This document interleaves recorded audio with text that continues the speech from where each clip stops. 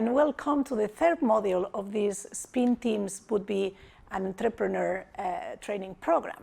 I'll be guiding you today through the basics of how to develop a marketing plan for your entrepreneurial project. I'm talking to you today from Barcelona, where the headquarters of the Open University of Catalonia are located. And my name is Silvia Bravo. I'm a strategic planner of Ubic Media.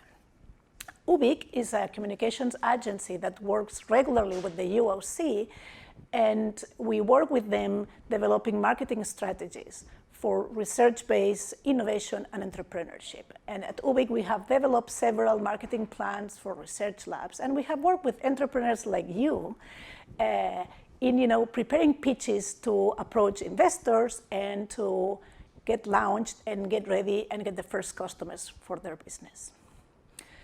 So I'm sure that you have heard it by now. Being successful in a business, it's much more than having an idea. It's even more than having a talented team, which I'm sure you have.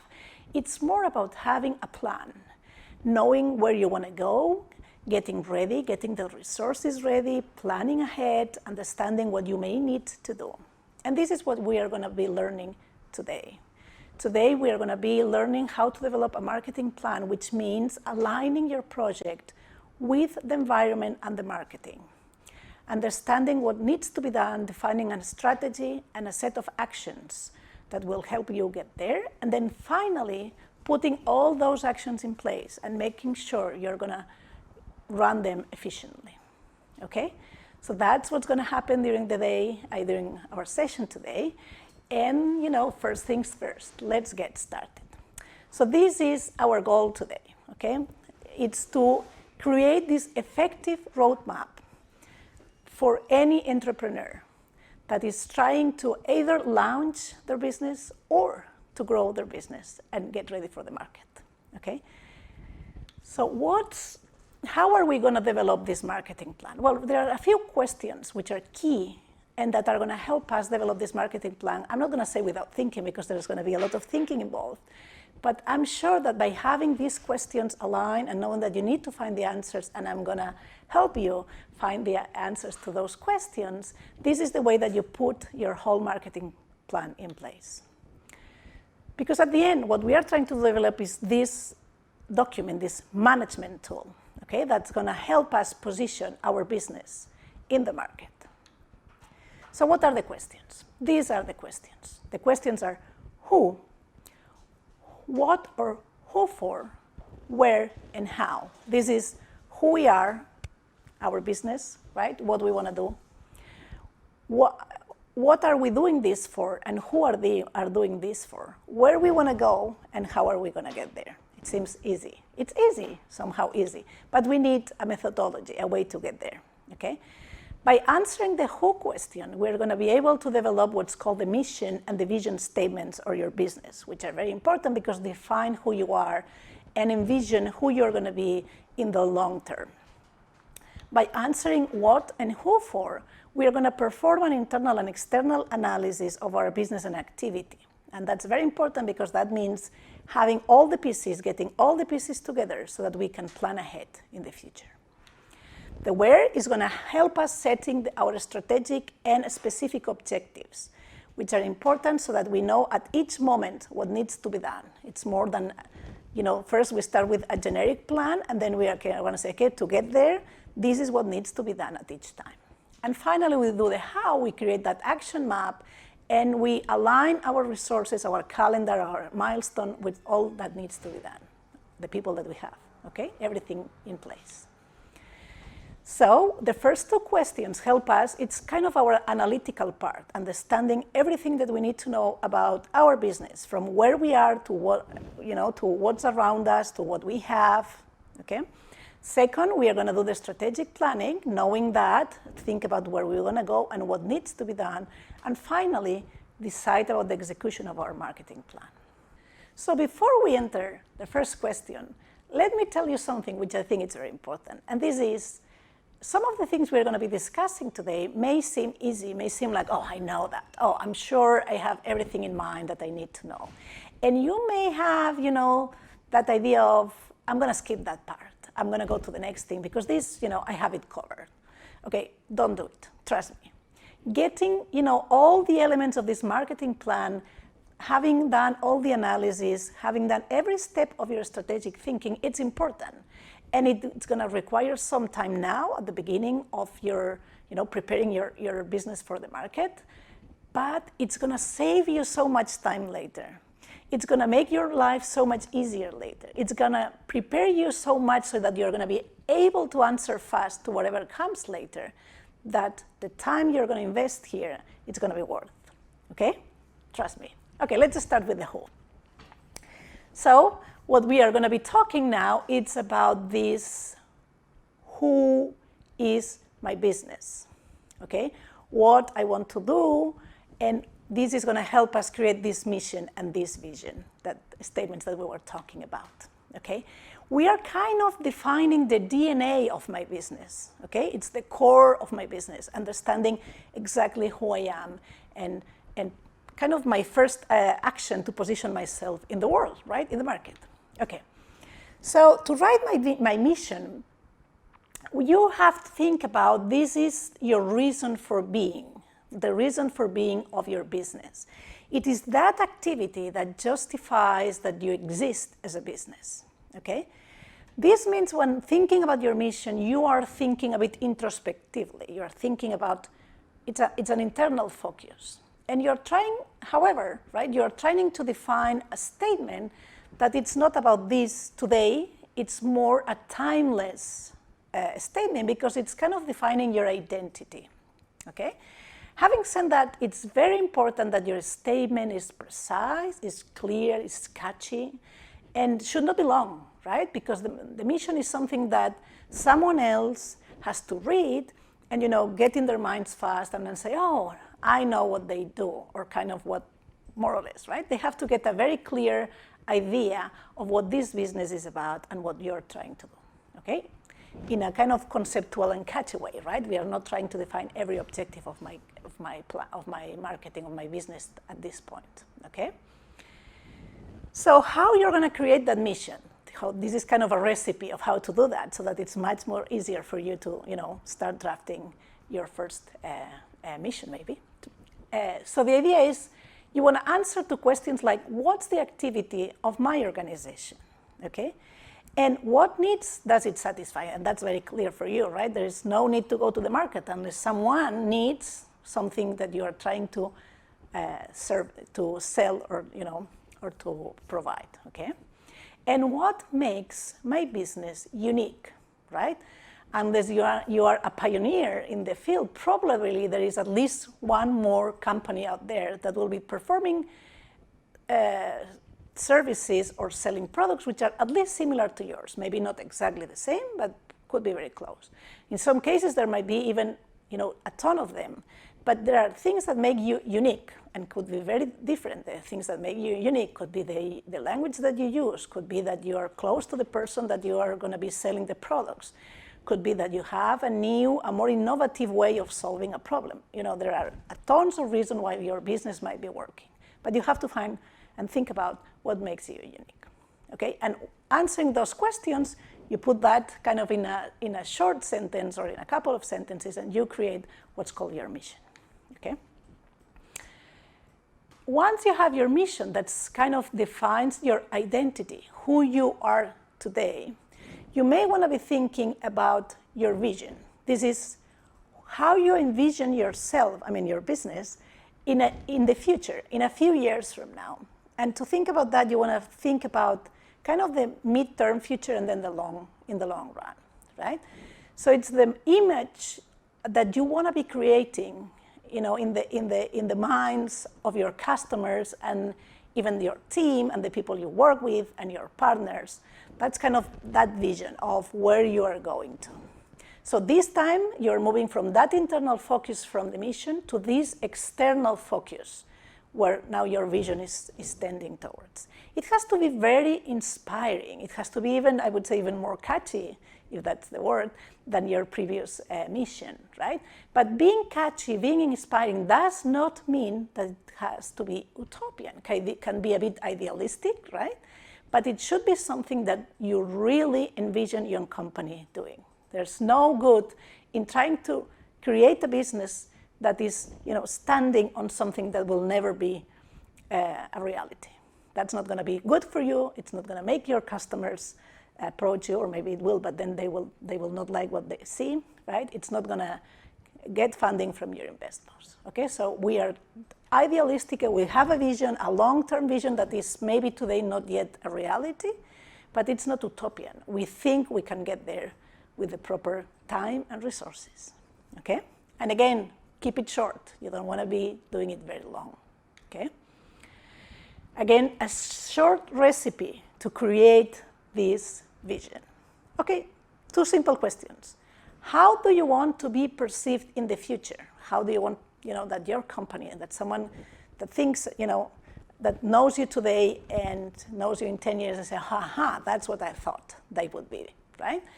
And how you want to be perceived in the near term, right? In 5 years from now, in 2 years from now, not today, but very soon.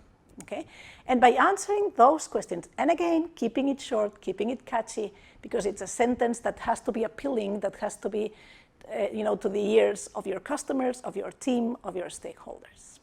Okay, okay, guys, we came to the time where I stop talking and you start thinking and working. So here comes the first exercise of this unit. Okay, welcome back. I hope you have found the exercises interesting and that you're ready for, the next section of this module where we're going to approach the two second questions that we had ready, which were these what and who for, okay? And remember that what we are trying to do now is understanding what my business does, okay? And who is this useful for, who is going to be benefiting from this. And this means doing first an internal analysis of my activities, so understanding completely what I'm going to be doing and how I'm going to be doing it. And then about the external factors, right? My environment, my customers, my competitors, this fuzzy thing which is the market, how we are going to be navigating that market, that it's full of competitors, that it's full of environments and changes in the environment that I cannot control and that are going to be getting in my way. Okay, so let me say in advance that this part is sometimes the least creative. Sometimes it might be feeling a bit boring or a bit like, oh, come on, I don't want to be thinking about this anymore. I'm not sure, and who knows if what I'm thinking today is going to be true tomorrow. But the reality is that this is the foundation, the core of your marketing plan. Please do not skip this part. Do not even tiptoe through this part. You have to go in depth to your analysis. You have to, and this is more about getting the data, right? It's not about this place where you want to go. It's not about being idealistic. Now it's the time to be very pragmatic, okay? Data, facts, not trying to guess what's going to happen, okay? Again, might not be the more creative, but it's going to be super important in the long term, okay? And we need then to understand, to put, all the words in these things about what is my business doing, what this is for, who is it useful to, how I'm going to be doing it, where are the resources, what the steps do I need to take into account to do it, okay? And where are we going to start? Well, it's easy. We're going to start by the core, by the internal part of it. So the first thing is, okay, let's think about what are the offer of services, of products I'm going to be providing or selling. You want to make a list. You want to define them as much as you can. You want to be very specific about what it is that you're going to be putting in the market, okay? Because, going to the market means understanding very well how your product or your service differs or is different from another one. Because that's the one that's going to then, and we will talk about this later, help you positioning, right? So it's very important that you have that list and that you understand very well what services and products you can provide and what's the price, right? I mean, if you're going to be selling it, providing services, you want to know how much it's going to cost, okay? You want to create a business model. And this business model basically means, and let me put it in a very simple word, how you're going to make money, okay? How you're going to turn this into a profit. And, you're going to be selling products and services because you're creating a business. You're being an entrepreneur. You're trying to get money, profit out of all this, right? So this business model aligns, puts in place everything, and we are going to see later, something that I think you have already heard about, this so-called canvas model that helps you kind of designing and drawing this business model. But in any case, you have to start thinking about what's your business model. So what is it that I'm offering? Who is this interesting to? How am I going to be delivering all this, right? So all the parts, how I'm going to be paid for these services, okay?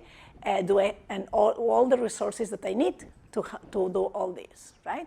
And this is what creates your business model, and at the end it says, okay, so then this is how I'm going to do it. So let's think, for example, you're thinking about something like online streaming platforms, like could be Netflix around the world, or filming in Spain, right? So what are you doing? Well, you are streaming, right, content, movies, online. This is what you are doing. Who is this interesting for? Okay, you could think, okay, this is interesting for everyone. What type of content I'm going to be delivering? I'm going to be delivering new movies, old movies, everything, only this type of content, okay? How am I going to reach my market? I'm going to approach them through social media, marketing campaigns, word-to-mouth recommendations, okay?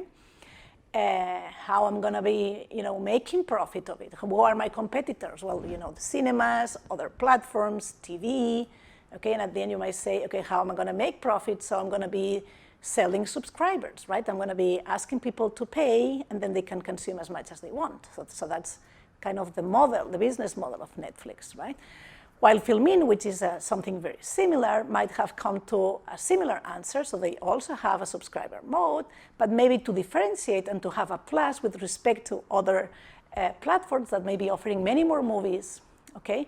They have, two things that differentiate them a lot. One is that they have more European content, okay, more independent movies, and especially from Europe, which makes them different, for example, from Netflix.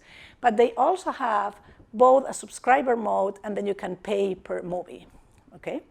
So they are trying to get to more customers by offering something that, for example, Netflix is not offering, okay? So this is how you create your business model. Then you have to think about positioning, who your clients are, exactly who they are, right? They might be do you want to sell your product or your services to really everyone, or to people, communities in a country, or to a group of people that, use a specific technology, or to, people that have a lot of money, because this is going to be an expensive product, right? Or people that always want to have the latest thing on clothes, or whatever your business is, okay? You also have to think about your distribution channels, okay? Imagine I create shoes. How I'm going to get those shoes ready, for my customers? Who is going to be selling them? Myself? Or I'm going to be selling them to a shop that is then going to be selling it to the customer, okay? I'm going to be announcing them through social media, or I'm going to be putting advertisements in, TV or somewhere else, okay? How your communication is going to happen. So this is not only, the channels, the distribution channels, but also the exact language I'm going to be using, my branding, the key and messages behind, so that I approach my community with the right message at the right time. You will need to think about your economic and financial structure, okay? Do I have the resources? So can I start producing shoes or movies, or right now, or I need to get some loan, okay? Or maybe my product is going to be great, but I have a big stepping curve at the beginning because I need a lot of money to start my production, and then it's going to flow. So I need some investors at the beginning that are going to help me go through that, first bridge, and then I should be able to, run on my own from then on. I'm going to need, how I'm going to pay my distribution. what happens if they don't pay me on time? If I get, if I start producing and delivering and then somehow people don't pay me on time, how I'm going to be solving that, okay? Another important piece, of course, is your team. Is it enough the people that I have? It's only 2. It's me, and I need a technical person, and then I need someone that takes care of the, the communications and marketing. Do I need to hire new people? Who these people are? Okay, I don't need anyone at this point, but as soon as I get to that point in my business plan, then I will need to get ready and add new people to the team. What are the profiles I'm going to need? How I'm going to hire them? How I'm going to pay them? How I'm going to train them? The whole process of getting a team together. So even if those are kind of the generic elements that probably are common to any business, there are many other things that you may need to consider depending on your specific business, right?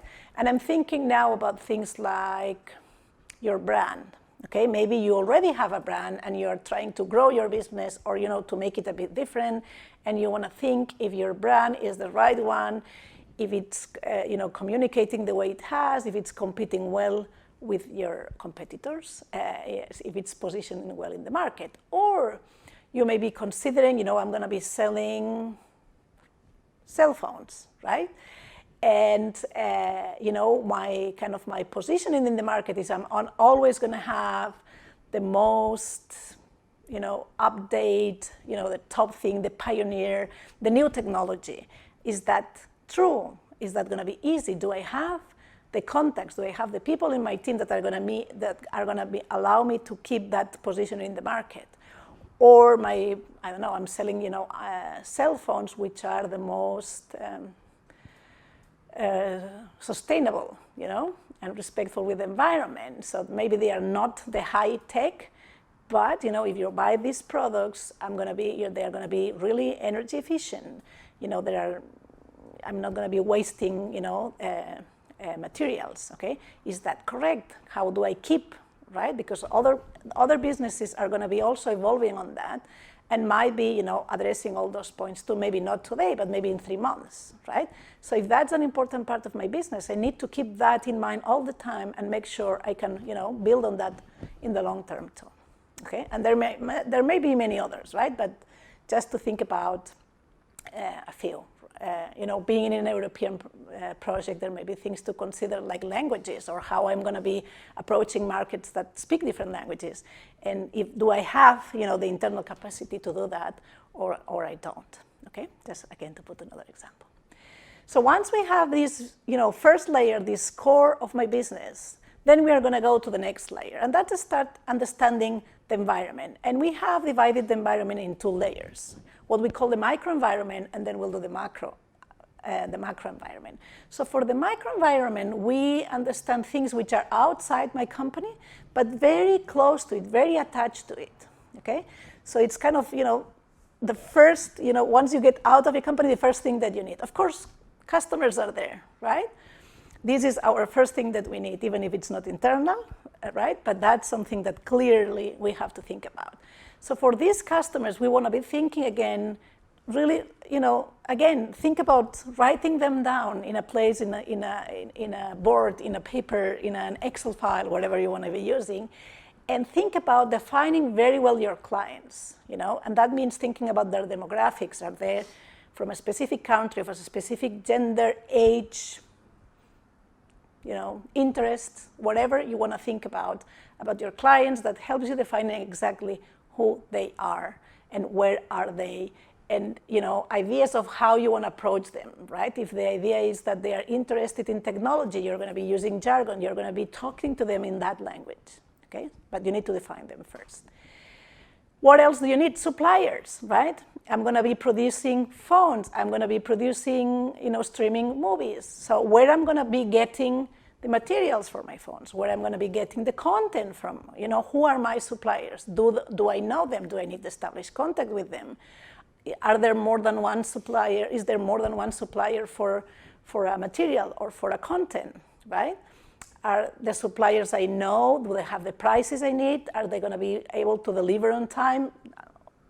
All the things, again, that you might want to need to think about your suppliers to make sure that once you start in production and selling, the whole chain is going to be working, right? And that's going to be maybe showing you, okay, I have a supplier that it's key to my business, and maybe I need to get a second option so that if something happens to this supplier, I'm ready, okay, to find another source immediately or pretty fast so that I continue, and I want to start building that relationship. The distributors, again, if I'm going to be making shoes, or if I'm going to be doing, the streaming of movies, how am I going to get those content, those products to my customers? Okay, do I need trucks? Do I need to contact,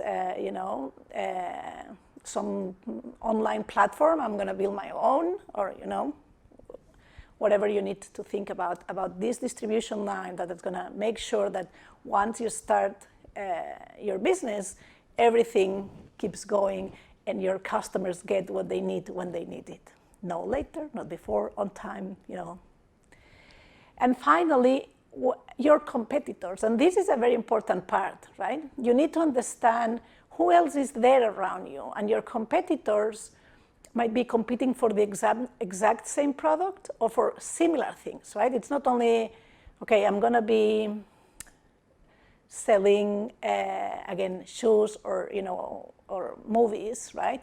And maybe, the person that is going to be, I don't know, the Hollywood movies, right? There is only these few platforms that are going to be selling, distributing, streaming those movies, right? And you may say, okay, I'm fine because I have more of those than they have, or I have the newest ones, and it will take for them longer to get there, okay?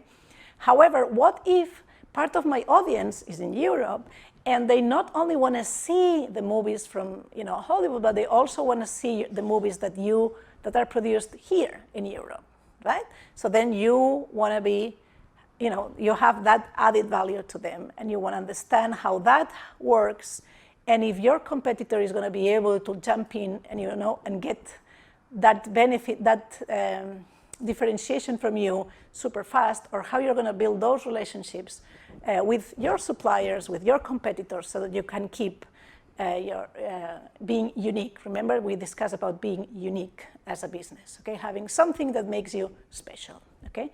Beyond those, which are probably, the main ones, the customers, the suppliers, the distribution line, and then your competitors, there are many other things that you may want to think about, right? Which are, again, micro, that are very close to you. For example, if we said that we needed some investors because, we have this, ramp up, and we need first, I don't know, some investors' money to produce my first product, and then once I get there, then I will be able, to replicate and go further. Okay, I have to think about all these investors, who they are, do I know them, do I have my contacts with them, what are they going to need, what are they going to be thinking about my product, is there only one, are there many that I could be approaching? If there are many, they might be different, and some of them might be more interested in investing for a reason and the others for another reason, so I might be diversifying, the way I approach investors. You might have partners. Again, imagine that you have a core business, which is like, I don't know, selling movies, to say something, right? And you might be getting an alliance with some studio, okay? Because that's a way to make sure that you get, the movies first, okay? Or I don't know, you might be, I want to approach the European market, and I'm going to be approaching it by making sure movies are translating to as many languages as possible, okay? So I'm going to be partnering with someone that is going to help me producing the movies at all these languages, to say something. Although these days there is more and more people that just has subtitles in different languages, right? But you may have core partners that make your business an option. That it's not a supplier, but it's something that you are building a strategic partnership with them, that you are kind of, even if you're not, getting together in the same business, but you are kind of getting this alliance, really building a partnership that it's more than just a supplier that I'm calling you today because I need something, Okay, so all those things have to be, it's what build your microenvironment. What's the next level? That's the macro environment. And this is more tough because it can really ruin your business and you have no control on them, right? With the suppliers, you kind of, okay, if this supplier is not working, how I'm gonna be getting a new supplier, and even in a big crisis, you can think I will become my own supplier, if the case, if that's the only way to get around this. So you have some control on those microenvironment, in this microenvironment. When you go to the macro environment, there's not much you can do except of understanding, analyzing it, and getting ready for what may happen.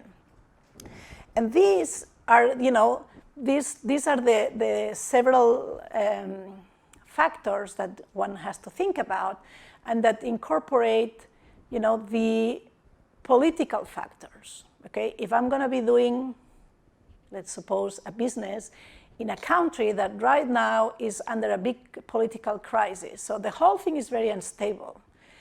So maybe if I'm opening a new line of business, it might well be, that the people that have to be making an investment to buy a product that I'm selling that might be expensive, let's say new machinery for factories, right?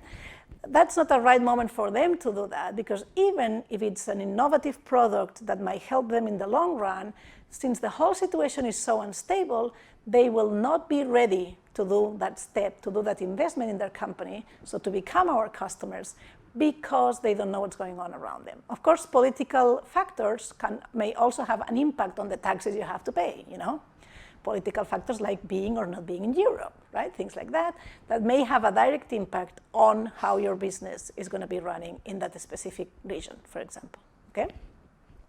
Then there are economical factors. Again, is the market hot on something? Is, as a generic thing, not only in my region, right, but how the market is the economics of the world is going on, right? And see that through these economic factors, as we've seen recently, there are many things that impact, that we might call more like the environmental factors, like, okay, health, there is a pandemic, and the whole environment system, the economical system, gets, really, really complex, and some of us will survive, some others will not, right? So all these things, some of them you can plan more. No one could plan for a big pandemic probably, right? But understanding really the countries where you're going to be operating, what's going on. So if you're a business person, if you're running your own project, your own business, creating a company, you have to be thinking really beyond you in a much more, big picture, so that you can think about how all these things apply to you, right? There is climate change coming, okay? We all know that. This is clearly an environmental factor that we may want to consider for several reasons, right? Do I need, I don't know, my production line relies on energy and the prices are going up like crazy, or I need a lot of water, and my region is not going to get a lot of rain in the coming years. How I'm going to be solving that, okay? There are also technological factors which you should take into account, depending on of course, on the products and services that you are going to be selling and providing. But how I'm doing, I don't know, cameras or phones or machinery for business, right? How is that technology be changing in the near future, right? You don't want to be, I don't know, setting up a new factory that relies on a technology that it's going to become obsolete tomorrow, okay? So you want to be flexible and maybe think about, if this technology is going to be changing fast, I'm going to create a model that allows me maybe to keep the production while I start improving and getting tested new technologies, for example, okay? And then finally, the legal factors, right? Which again may come because I'm a small company, I'm a big company, I got some public money in my funding, and it's going to affect, do I have a lot of employees? The legal factors, of course, are different in every region, not only every country might be different, even within a country in different regions. Then you have, if you're operating in Europe, you might have European laws. If you're operating internationally, it might be very different to sell something in China than to sell it to the United States. So all these factors are going to be affecting you. So if you need customers or suppliers, right? That are sitting somewhere else, and you need either to get to those customers or get those products here. There might be a lot of things involved that you may need to consider. Okay, and those things might be changing, right? You might think, okay, right now this is what happens, right?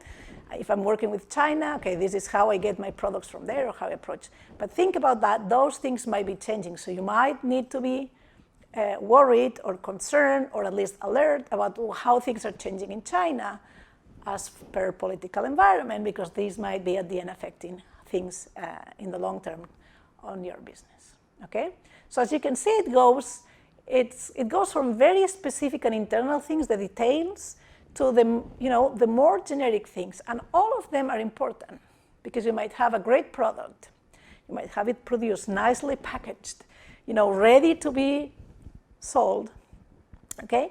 And then suddenly your customer, I don't know, is whoever that is into a big crisis, right? And is not going to have money, right? Or you need it, you had your customers ready and they are in China, and now suddenly I cannot distribute that because my ships are not going there. Or, or now, moving something from one place to the other, it's going to cost me 5 times more. So my customer was ready to pay 10, but it's not going to be ready to pay 50. Okay? So all these things can affect your business at any time. Okay, so once you have done this internal and external analysis, you can refine it and go for more, thinking about all these elements in an independent way to start building them up and creating kind of a coherent, embedded analysis that helps you creating this big picture of where we are going, right? To, at the end, help you define that strategy.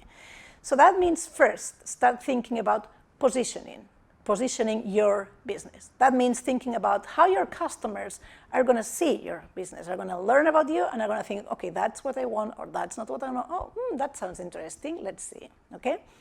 That means thinking about the value you bring to them, okay?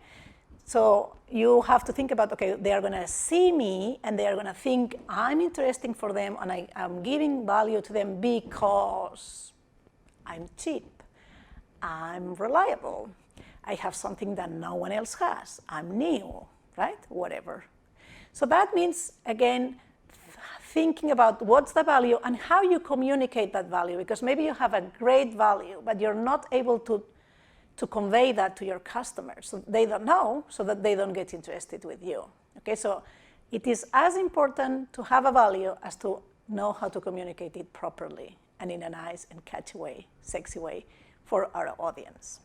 How to do that? Okay, I think that in Module 2, you probably remember the business model canvas. So this is a management tool that kind of helps you designing, depending on which step you are, your business model, right? So it helps you put all the key elements kind of in a simple image. And at the core, we have what we call the value proposition, okay? What is exactly this value, the way that you want your customers to see you. But before that, you want to think about, who are your key partners, what are your key activities. So, you align everything, because your value proposition has to be coherent with all that, right? It has to be coherent with the services you provide, with the customers you want to approach, with the money you want to make, the profit you want to make out of it, okay?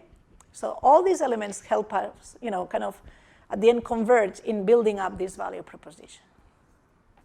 So to write your value proposition, which is an important, again, kind of a statement, and it goes beyond your statement, because it's a key message that will permeate, and that will end up affecting the way you're going to be communicating, and then creating other derivatives, other narratives out of this value proposition, right?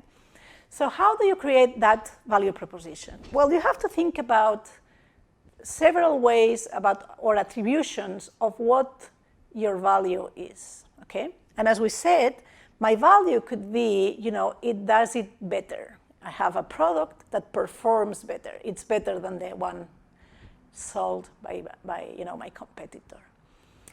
It might be that it reduces the risk. You are putting your money here, and this is a safe investment, because that's going to be, whatever happens around you, if that technology fails, this is a safe one. Might not be the newest, but it's safe. It might make it more accessible, right? So it's something that someone else already has, but I'm making sure you can access it at any time, at any point, or in a cheapest way. It's going to cost you less time, less money to get to it. It might make it more, more customized, more.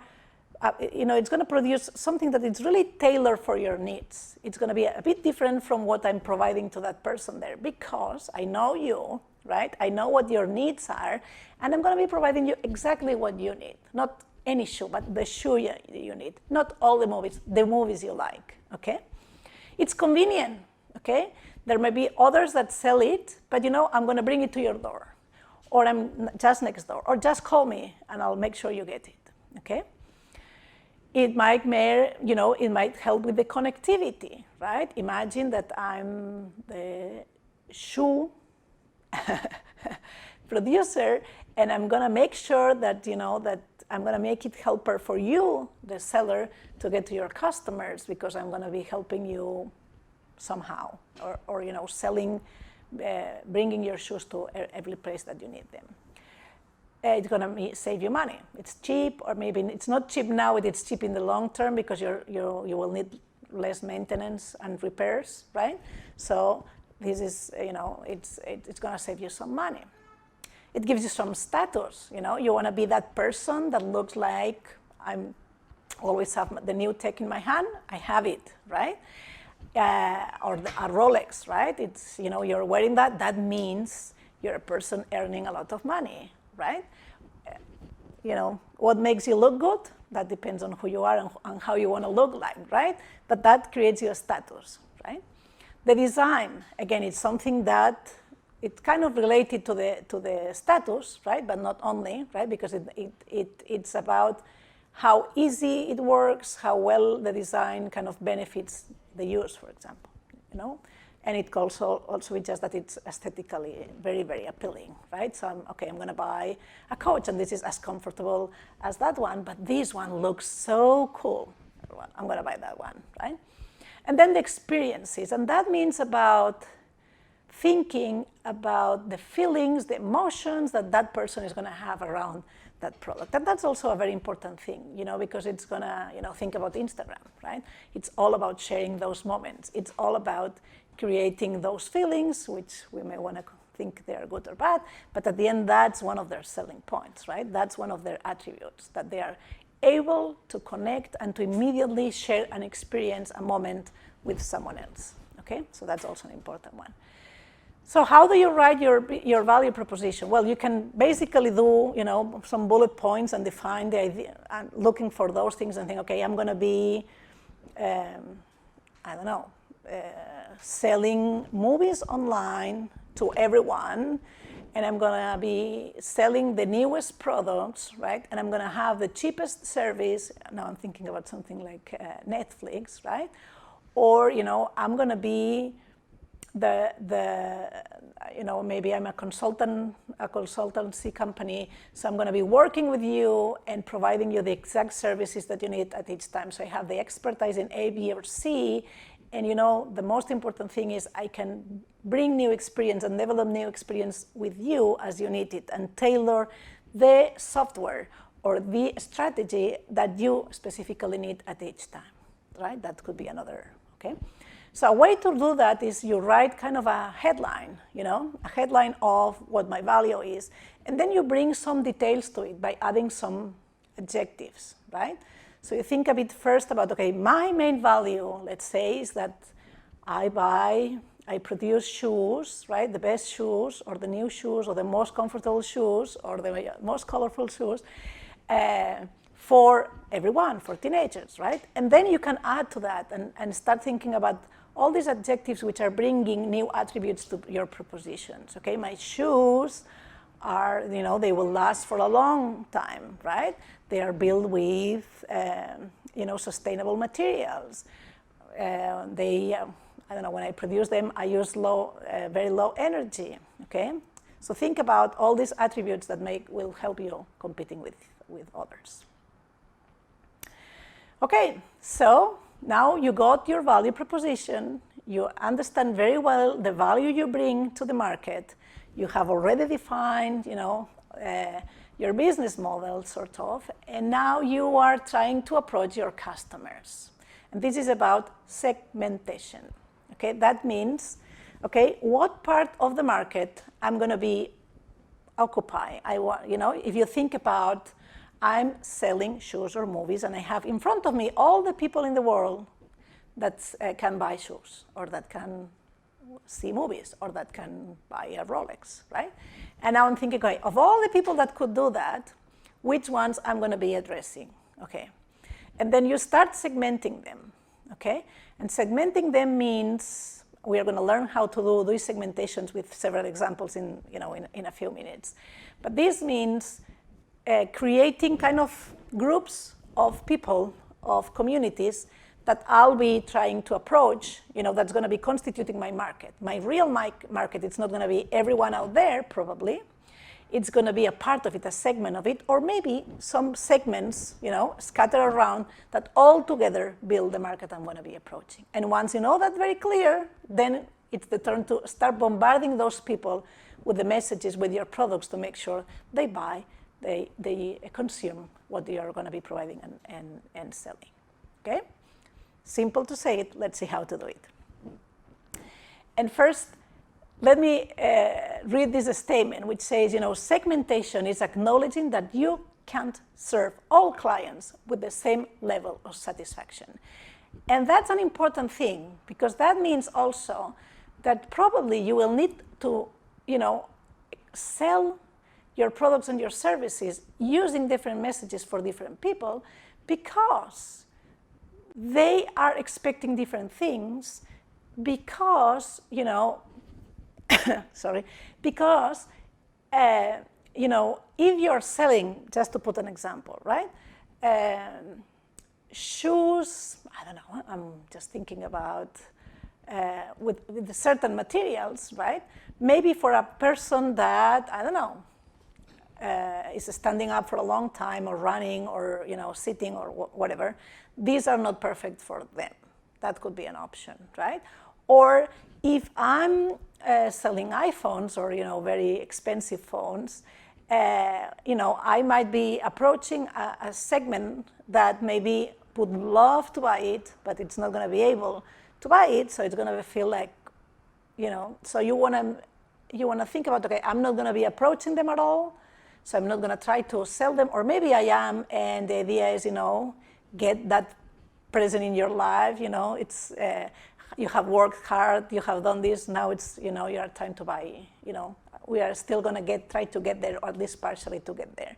But the idea is that depending on who your segment is, what they want, what they expect, the resources they have, the idea they are going to have about your product is going to be different. So that means that how they are going to perceive you, the value that you're bringing to them, is going to be different. So that's why segmentation is very important. So how do we build a priority of how to approach our customers? Well, first you want to think about if you're approaching a mass market. That means basically does not distinguish between customer segments. Or maybe your segmentation is super macro, right? And my only segmentation, let's say, is that they at least understand English, to say something. That's going to be more kind of mass, right? Even if there is at least a segmentation, which means understanding English, okay? But basically, your business model is not really distinguishing of any specifics of your customers, or what your customer does, okay? Then you may have a niche market, which means really we are targeting very specific customer segments. Like, I'm going to be selling Rolex, I'm going to be selling science books, okay? So clearly we are looking for specific people that has either some, economic level, or some very specific interest. You could go to what's called a segmented market, so that you are distinguishing between different segments, but you're still kind of selling the same product, right? But even if by selling different products, you can be appealing to different markets, okay? And that means that you still are selling the same things, but you might be thinking, how your value proposition slightly might change to make it more appealing to that specific segment, okay? Think about cell phones, think about movies, think about, right? Maybe I'm selling the same, and to someone I'm saying, you're going to be able to see the latest movies as soon as you want, right? But if I already was able to do that because I'm in a big city and I have the best cinema next to me, you're going to be seeing the best movies, cheap, okay? Or, I don't know, think about the added value. You're going to have the best movies with the subtitles of the language that you want, whatever, right? So you're selling the same product, but you're approaching different markets, different segments of your market. You could have a diversified market. This means I have several products, several services, and I'm going to be selling or approaching different segments of my market not with all of them, but with the ones that will be useful, which are more useful or appealing to them, right? Let's say I buy books and I have, several collections, and I'll be approaching families and kids with books for kids, and I'll be approaching science books for people interested in science, and I'll be approaching, manuals about how to build stuff to people that like to build stuff, right? That's going to be. So I have several products, and I'm just, looking at segments which are diversified. They have different interests. They are different people, different languages, different whatever. And we are kind of preparing my marketing strategy towards those segments. And finally, you have multi-sided markets. And that's exactly, like you're sitting in between two different markets. Think about Airbnb, right? If I'm Airbnb, I'm sitting between those who want to make money by, renting their apartment in a safe way and don't want to be, looking for customers, and the customers that are looking for the best experience when renting. So I'm approaching two markets that I really need to connect, okay? But I'm really, it's a completely different sort of business, how I approach one to one. I'm providing, the platform, right? And the rating and, helping them find good users, sort of. While to the others, to the ones, renting the apartment, I'm providing a quick access, nice pictures, other services that allow them to, a platform to pay, right? That allow them to do a rental without finding themselves the person, the place, calling, they are making all that process much more easier, okay? So beyond that, which is a way of segmenting just depending, on my products and what they need, you could also think about other types of segmentations, which are basically geographically, okay? And geographically means that maybe because, I'm selling something in a language, and then that means I can only sell it in this region. Or it means, I don't want to be distributing because that's going to cost me money or in an infrastructure that I don't have.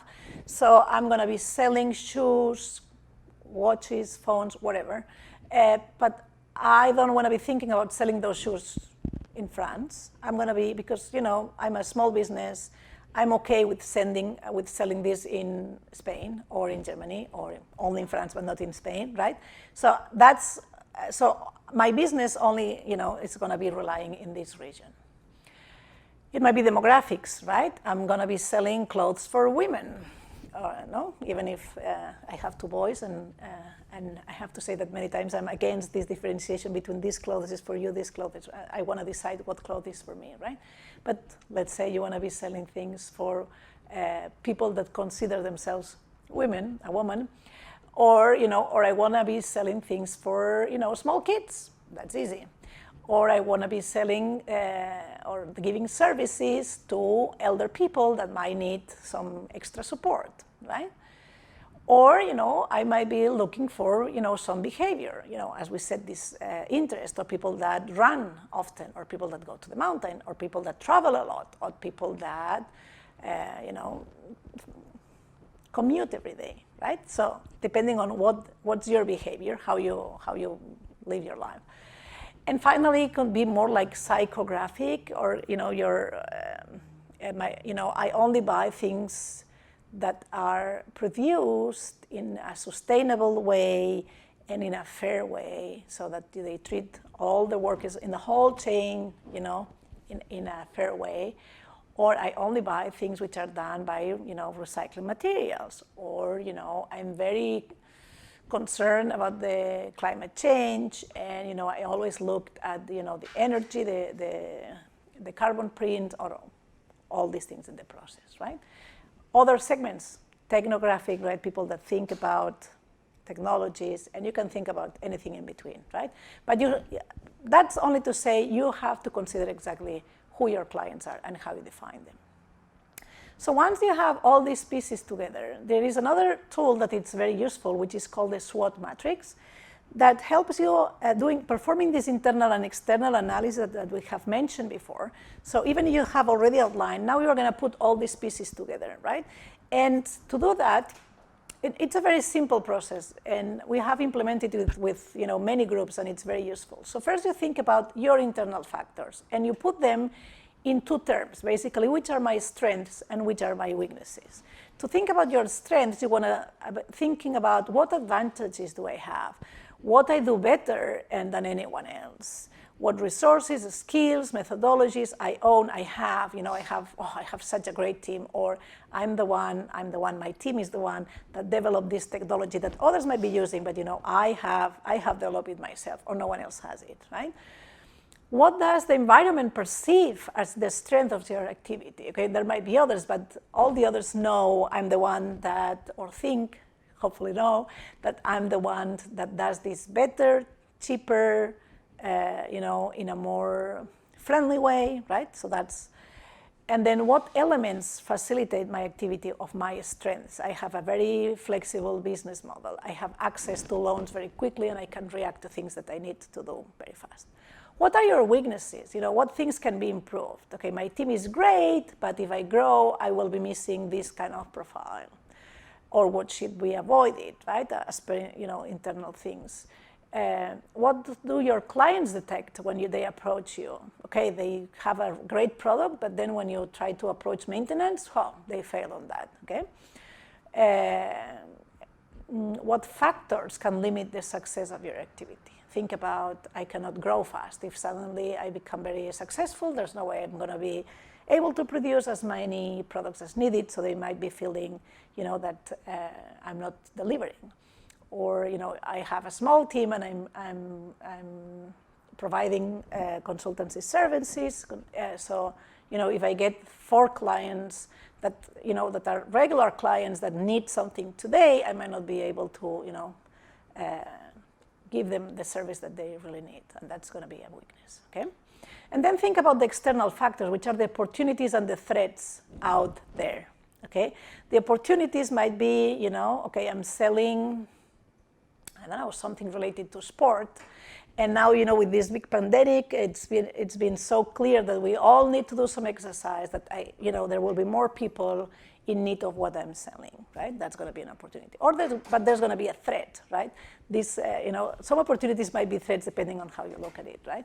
So maybe the threat is I'm selling this, but people, it's not moving from home, so that they are selling it online. So I have the product, but I don't sell them online. So that's my, how can I do that, right? How do others perceive us in, the threat is that some people think, I'm a very local business and will not be able to provide a good quality service in Germany. And I do, but they don't think so. They prefer to, hire or buy something from a German company while I think I have it, right? So if I need, to expand my business throughout Europe, I need, for people in other countries to have also a good feeling that they can be delivering that service, for example. And what are the barriers and advantages that may arise from all those macro factors that we discussed about, the political, the environment, all this, the technological, the social-cultural, that I might need to consider. Once you have built that SWOT and you have outlined your strengths and weaknesses and your opportunities and threats, then you can think about how to build on them and to address them. So that means, what do I need to do to make sure that I build on my strengths to minimize, to overcome to address my weaknesses, or how do I, use my opportunities, right, to overcome my challenges. And there is this COM tool, which is very, so for the weaknesses, what we make is to correct them, to make them smaller, sort of, to see if we can get rid completely of them, or at least as much as we can. So what actions can help to solve my weakness, right? I said, if I grow, I might not be able, to grow my team so fast. So maybe what I have to think about is how to partner with, another team, or how to, contract, professionals that can help me do my work, and have a network of those ready for when the moment arrives, I can deliver immediately, right? With the strengths, I want to be optimizing them, right? So if I have a strength, let's say, that I'm a pioneer in the field and that people perceive me like that, I want to make sure I keep that strength along the run, right? So that not suddenly, wow, what happened? Now I'm not the pioneer, everyone. I was the one that one day started something, but now everyone else around me seems to be performing better, right? So you want to keep your strengths. This is something you have, you want to keep it there, okay? You have some threats around them, and we say that some of the threats, some of the macro environment, I have no control on them. So I might not be able to change whatever it's going to happen. So what I want to do is to try to minimize the effects of those macro things on me, okay? And I want to be taking actions in case this thing happens, how I'm going to be solving, or what do I need to do in my business, in the way I produce, in how I build my team, so that if, I don't know, suddenly there is a big crisis, which I see it's maybe coming, I can, cut my production and still survive for a while maintaining most of my team, or, be more flexible about my team. Anyway, it can be several things. And then for your opportunities, you want to be exploiting them. You want to be getting the most out of them, right? So if there is a new market, because there is a new opportunity, how are you going to be moving fast? Because that new market might be there not only for you, but for other people. So you may want to be fast and, with the right message, with the good value proposition, so that you kind of conquer, right? You're going to be entering that market and getting it, kind of, okay, grabbing it around and say, okay, that's my market, right? As fast as you can, while other competitors are also trying to do that, okay? And that said, because we are coming to the end of this section, what is important is we started with that internal analysis, we did that model, the canvas model that helped us defining the business model. Now we did the SWOT, and this is not, a thinking that an analysis that is only linear, that you do one thing next to the other. It might well be that you need to kind of scramble around it a bit, right? So, you did your canvas model, and then you go to do your SWOT analysis, and suddenly you say, oh, shoot, okay, maybe that means I can refine my value proposition, and you should do that. Okay, so in doing the whole process of your analysis, while thinking about your weaknesses or your strengths, you might be considering a new client, or that you had not thought about. So you're going back to your list of clients and you're kind of updating that. Okay, or the contrary, right? You thought you had 3 nice segments that you can approach, and then when thinking about your strengths and weaknesses, you see clearly that you can overcome whatever is going on for 2 of them, and the third one is going to be very complex. So maybe what you say, I'm going to be starting by approaching those 2, and putting my energy and being more efficient on those 2 where I can already make a profit, and I'm going to leave that maybe for the future, or maybe I will not be addressing them for, never ever, okay? So that means you are kind of refining your analysis while you're doing it, okay? We gave you sort of tools and models, but you might be thinking all the time that this is more, things have to permeate from one side to the other, okay? And now we get to the moment where, again, I'm going to be, being quiet for a while, because it's your turn to work, okay? So here come your exercises for this part of this module. Okay, here we are again. I hope that those exercises were fine for you and interesting. And the good part is that we have 2 questions left, but we're going to go much faster. Okay, as said before, the questions before were kind of more boring and more, the methodology and the whole process involved. It's more like, a bit hard. but we've done it. Now, I think we are entering that part that is the most fun on any marketing plan, and probably also for you, which is thinking about where we are going and setting objectives and then getting your action plan, right? So you've gone through the more difficult moments of your marketing plan. Be happy about that, okay? So let's think about this where, and that means entering the moment where you want to be thinking about goals and objectives in two ways. One about your strategic goals. This is more like the big picture. And then, having in mind those strategic goals, go down to very specific objectives that you are going to be accomplishing, in the coming year, 2 years, 3 years, 5 years, depending on your marketing plan, okay? So for your strategical goals, how do you think about that? So this is, let's say that your marketing plan is 3 years, which is quite common, or 5 years. So this means specifying the main goals that you want to be getting, and thinking about aligning those to your vision. By accomplishing those goals, you're getting closer to your vision, right? So remember that we said to write your vision, you think about where you want to be in a few years, and then where you want to be in the long run. So this, where you're going to be in the near term, in this midterm, is kind of setting the goals of what you want to be accomplishing with this marketing plan, okay? So if you thought in 5 years, let's say, I envision myself like, I don't know, the main platform for movies in Spain. So that's your goal, right? So that's one of your goals. You want to be there. You want to be the one having more customers, or selling more, having more content, whatever. That's going to be helping setting your kind of goal, okay? So another important point is that by defining a strategy, you're kind of creating a consistent way of talking about your business, or talking about your product and services, and talking how you are and how you do things, right? So these goals that you're going to be writing, that you're going to be defining, have to be very aligned, not only with kind of the concept of your vision, but also you start elaborating the language, and because that's going to be also defining the impact that you make in your customers, right? So it has to be very consistent with what we have been thinking and writing up to now.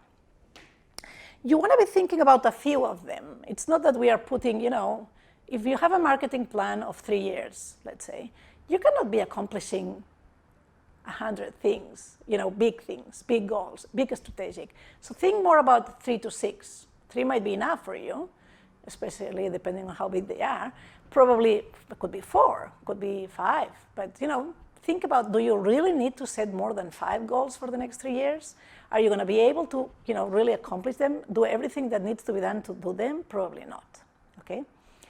And then divide them in the short term, let's say 1 to 2 years, or the long term, and by long term we still mean within this marketing plan, so 3 to 5 year max, okay?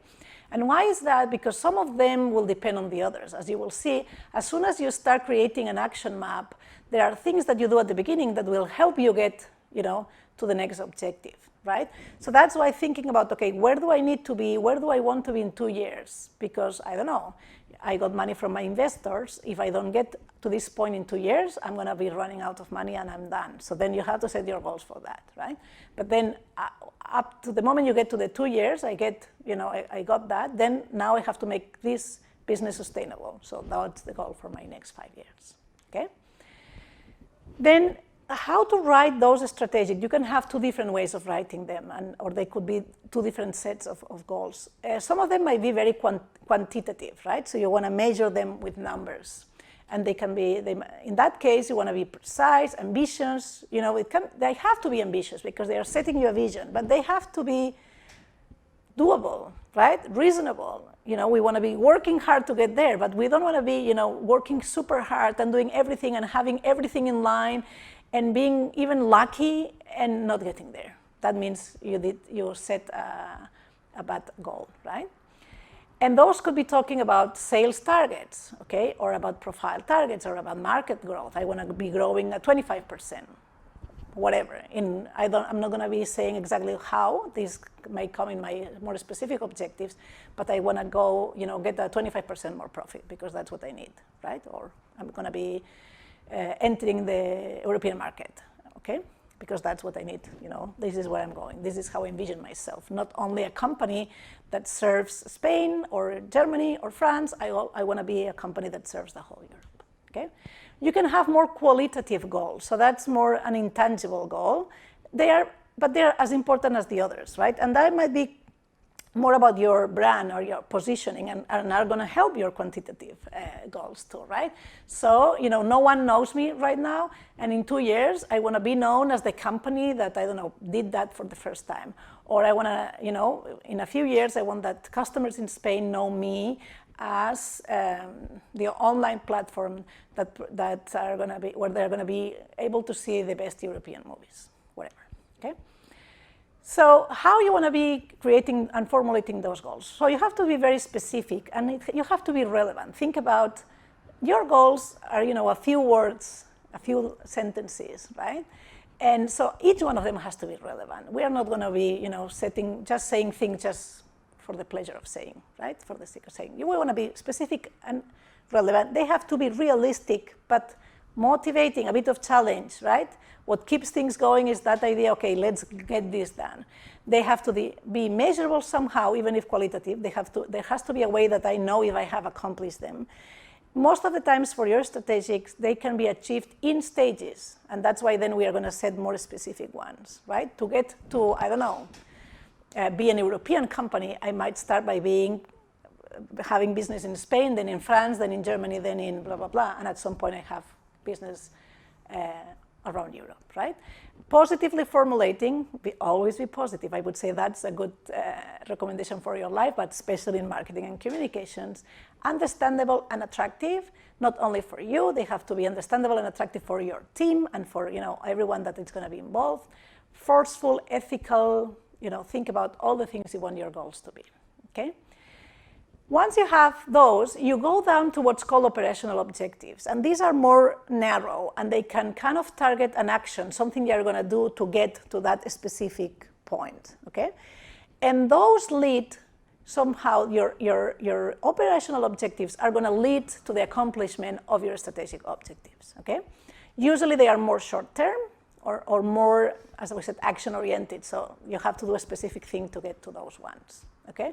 So if you think about the goals, the strategic goals versus the operational objectives, the strategical goals are in line with the mission and the vision, while the operational are aligned with your strategic goal, right? Like they're a second order, right? The achievement of the strategic goal is kind of at the end of my marketing, plan. So it's more like, okay, that's what I'm envisioning in 5 years. The other ones are more short-term achievement, which does not mean that all of them happen at the first year, but each one kind of, builds and is setting you a short time where you're going to be achieving there. The strategic goals are more like a change. They mean that something is going to change, something big, right? I'm going to get 25% more profit, okay? While the operational objectives are going to be talking more about, some smallest changes or more, a practice translation that is going to turn into something that is going to change of how I do something, implement something, action something, and that's going to help me create that objective. The coherence that we were talking about, which is very important, the strategic ones, the strategic goals are the ones that are going to give coherence to the operational objectives, okay? And the operational objectives, they are coherent in a way that build on time, right? They build one after the other, and then they make them more efficient. By putting objective 3 in second year, it's because then I'm going to be building on what I have already accomplished on year 1, and it's going to make my third objective easier and reasonable for the second year. And then responsibility, the strategic goals are defined by the leadership team, sort of, while the operational objectives usually will be by the management, the person, the team that runs a specific area of your business, okay? Okay, as I said, that's going to be, that was an easy section. Well, easy in the sense that it's easy to explain. It's not easy in the sense that getting the right objectives, it's a complex task sometimes. But again, your turn now to think about what we have learned so far. So let's go to the exercises. Okay, here we are, addressing the last question, right, of our series. So congratulations for getting up to here. And again, this is not going to be a long section, but we are now going to try to learn how to get to those objectives, right? So remember what we did. We kind of set up the core of our business, our mission and vision, who we are, what we do, right? We did an internal and external analysis to understand all the pieces, and we put all the pieces together to build a strategy. So we set up some objectives. Okay, now that we know everything about us and about around us, now we have decided where we want to be in 2 or 3 or 5 years from now, and we have set our objectives and our goals and our objectives. And now that we have those, we are going to be creating our action plan to decide and define and structure exactly how to get there. Okay.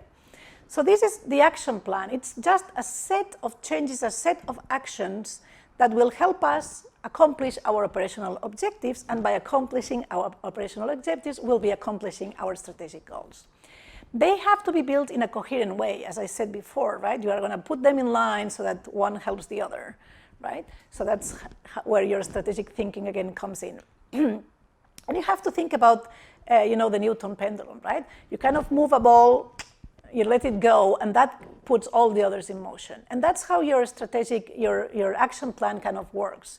There are several actions which are distributed in time and that will need several resources. But a good action map is that one that kind of helps, that uses the movement that is created by the first action to kind of get all the other balls move in the direction and with the speed that you need, okay?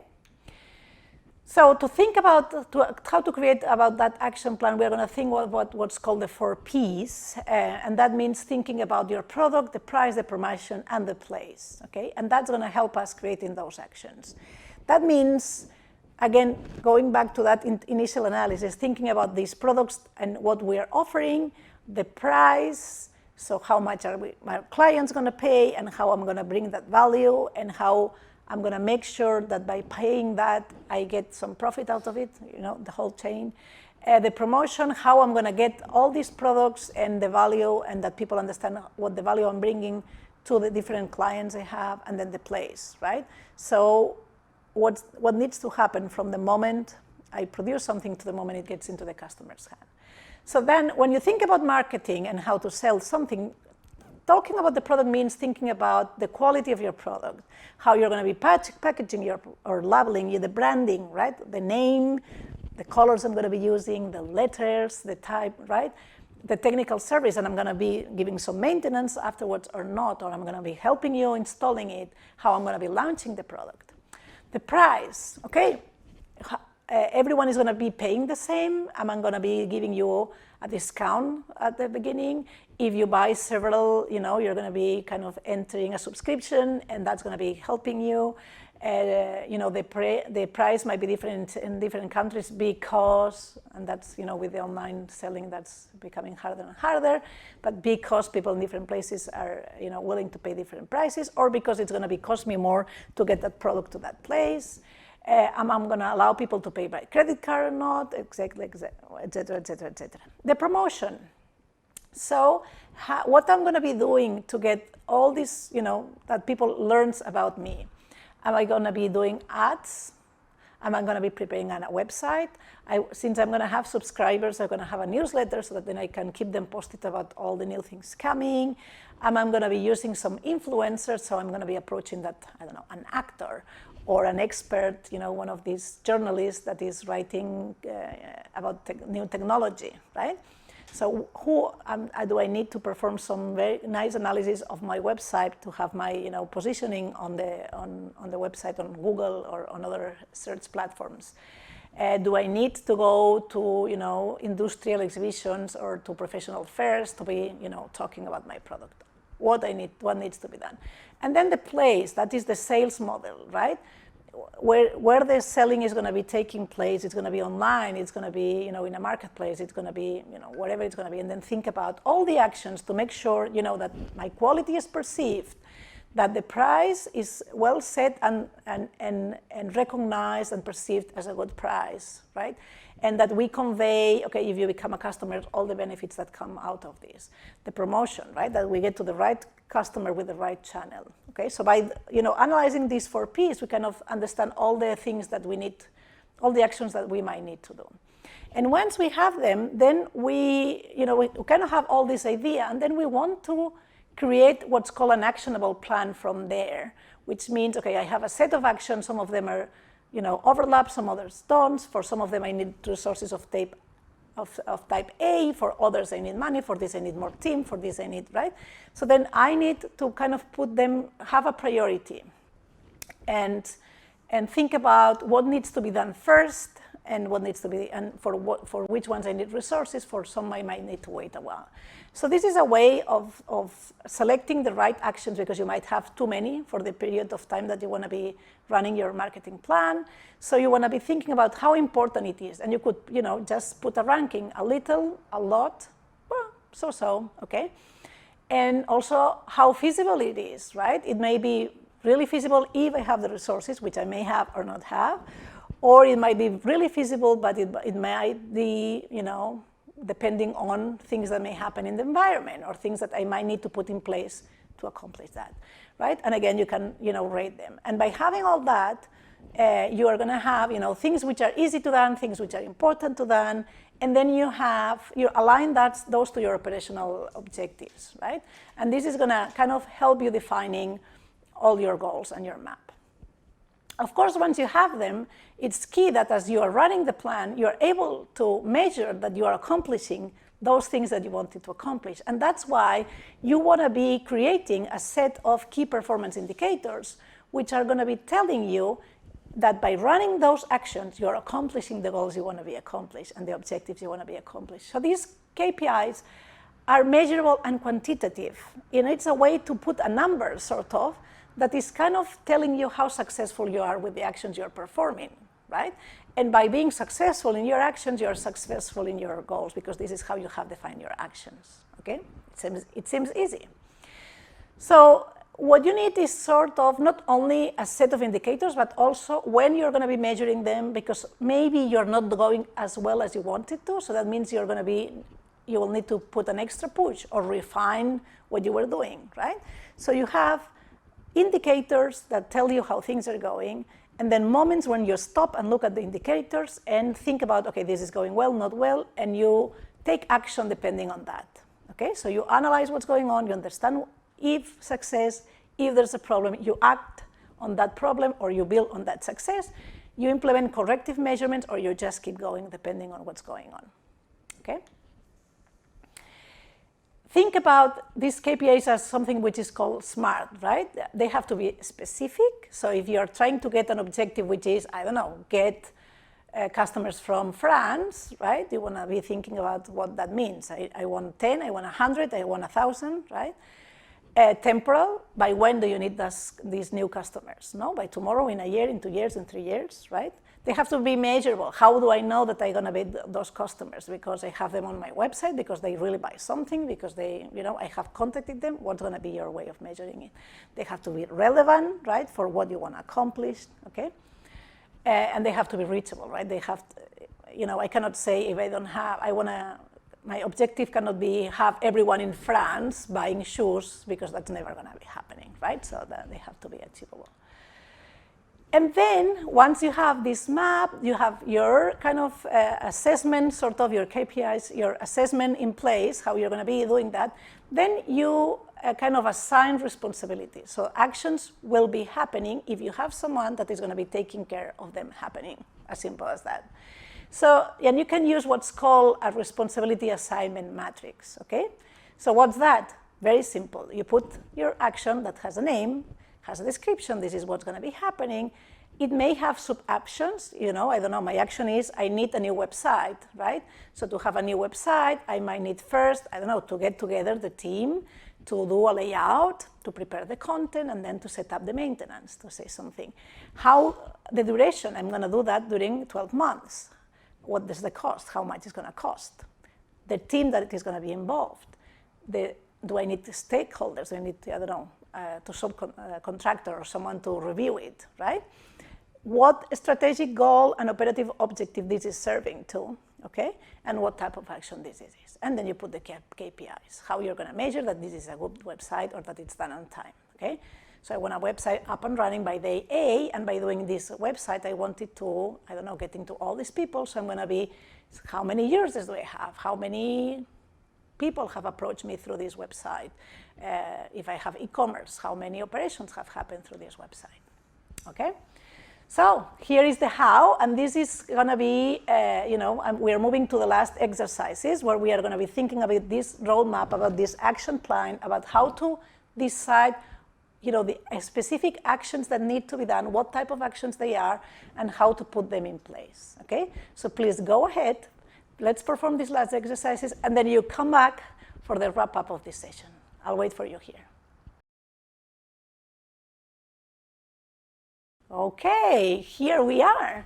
So you made it. You went through the whole set of exercises. We've gone through all the questions, so we've learned all the steps to build our marketing plan. Congratulations. I'm sure that this is going to be very useful in the future.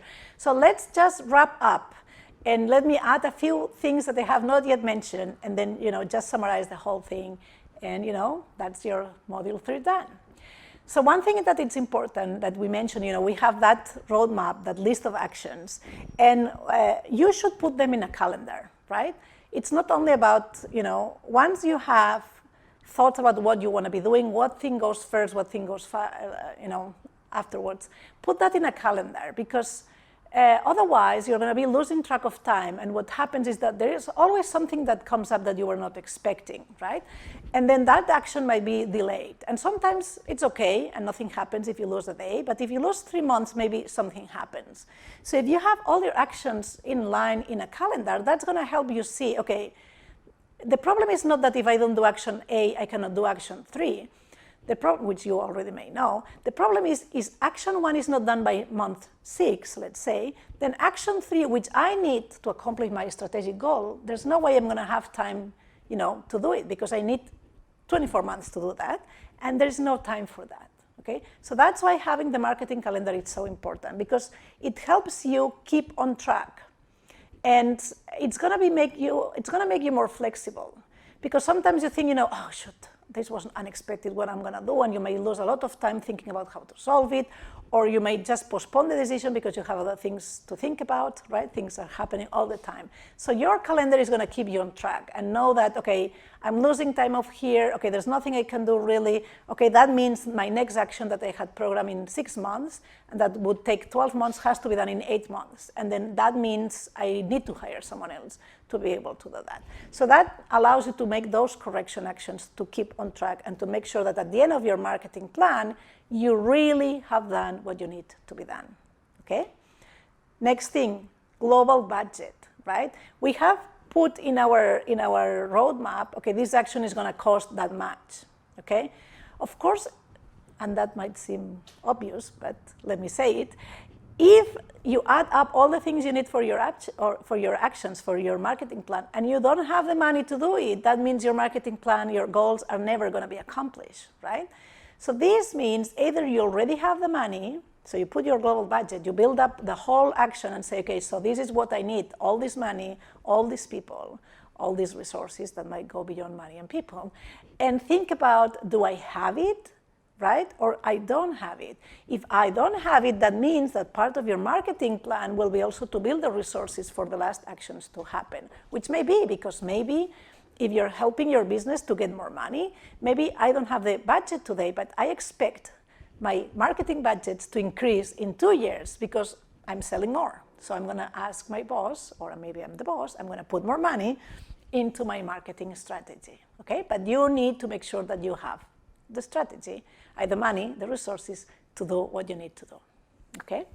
And finally, the team, come on. Team is so important to make sure you can do anything that you want to do, right? So think about who is the main manager of this plan, who is going to be making sure that things are going to be happening, who's going to take responsibility of things happening or not happening, making sure that we define the corrections, right? And there might be a marketing director or maybe not, and that has to be your CEO, or maybe that your CEO is going to delegate on someone else, right? Then you're going to have the operational managers, right? Because your marketing plan may have actions that kind of act, that take into account things that happen in the communications kingdom area and other things that happen, I don't know, in how I package my product, right? So in my production chain. So you need people that are going to be making sure that your actions are implemented at the right level at the right time. And finally, think about other team members or suppliers that you might need to make that happen, right? So thinking about the packaging, right? I might be, there is a person in my team that takes care that things are packaged the way that need to be packaged, but the reality is I need a new plastic, I need a new ink. Where are my suppliers? Do I have them, right? So we need all these pieces, all these members of your team, of your extended team, let's say, not only your internal team, to be in place at the right time and, with the right costs and with the right capacity, okay? So once you have your map, all your actions, and you have put a priority on them, you have to make sure you have them in a calendar that you can accomplish, you have the money to do it, and you have the team that is able to do all the things that you need to do. As simple and as complex as that.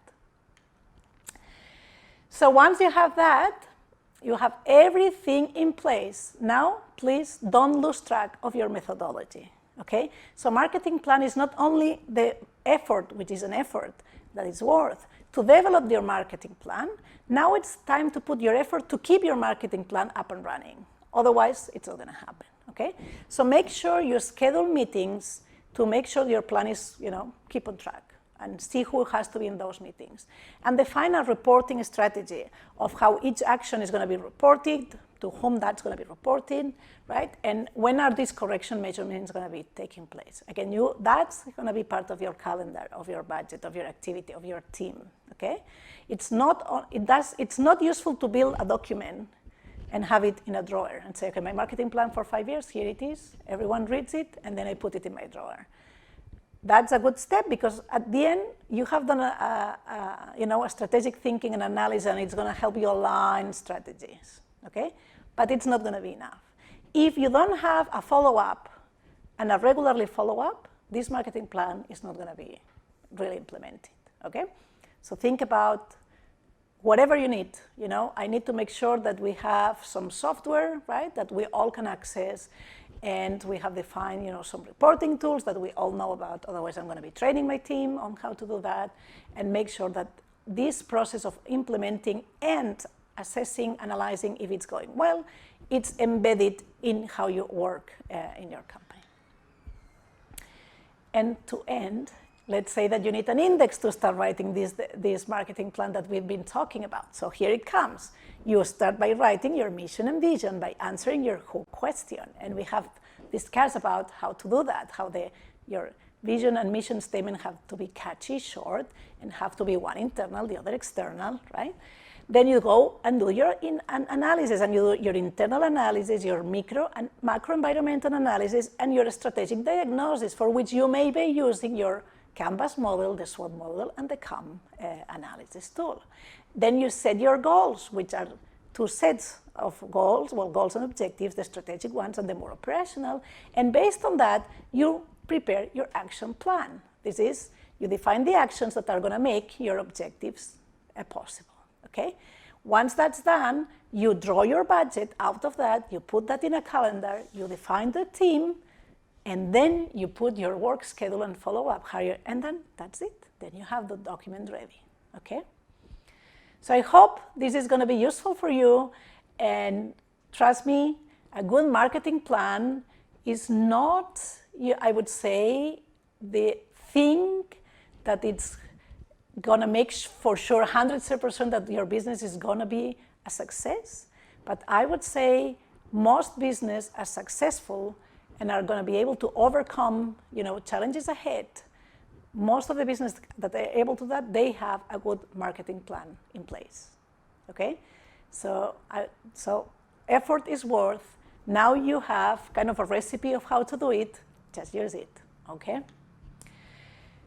Think about, so to close, a vision and a strategy aren't enough. The long-term key to success is execution each day, every day. And that's why I said, don't produce the document and leave it in a drawer. Produce the document and then create the processes to make sure that document is going to become a reality. The goals, the vision, all the things that you have put in your document that you have thought about are becoming a reality, okay? And this is how we end. But please don't run. Remember that in order to get your certificate, you have to fill now this form and, make sure that, you kind of, it's registered that you have done all this work with us, and you can get your certificate at the end of the process. Okay, thank you so much. It's been a pleasure to guide you through this process of developing a marketing plan. And hope to see you one day. Bye.